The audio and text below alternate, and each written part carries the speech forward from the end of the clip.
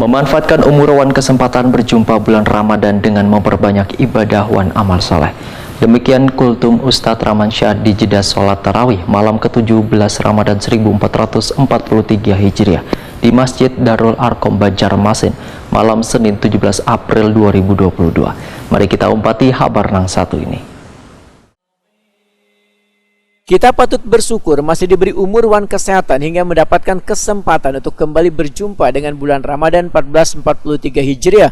Maka wajib bagi kita untuk bersungguh-sungguh memanfaatkan kesempatan ini demi meraih ridha, pahala, rahmat, berkah, ampunan dari Allah Subhanahu wa Ta'ala. Apalagi kada seberatan kaum muslimin mendapatkan kenikmatan ini, karena kada seorang pun yang mengetahui apakah ini adalah bulan Ramadan terakhir baginya atau kada. Maka yang harus kita lakukan ini adalah memanfaatkan umur wan kesempatan kita berjumpa dengan bulan Ramadan tahun ini dengan kesungguhan wan tekad bersyukur masih diberikan kesempatan memperbanyak ibadah wan amal soleh. Demikian kultum Ustadz Rahmansyah di jeda sholat tarawih malam ke-17 Ramadan 1443 Hijriah di Masjid Darul Arkom di Jalan Ratu Jaleha, Komplek Ki Hajar Dewantara 7, Banjarmasin Timur, malam Senin 17 April 2022. Ustadz Rahmansyah mengingatkan, memanfaatkan sisa umur dengan melakukan segala yang diperintahkan Allah Subhanahu wa Ta'ala, karena jangan sampai bertambahnya umur justru membuat kita semakin terjatuh wan terperosok dalam jurang kemaksiatan wan dosa. Karena bulan Ramadan, ujar Ustadz Rahmansyah, adalah momen yang tepat untuk memperbaiki diri. Oleh karena itu,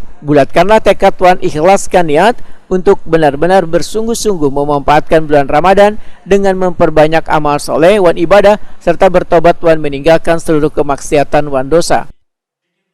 Yaitu diberikannya kita umur yang panjang dan diberikannya kita kesehatan sehingga kita mampu melangkahkan kaki untuk bersama-sama sholat berjamaah di masjid yang mulia ini.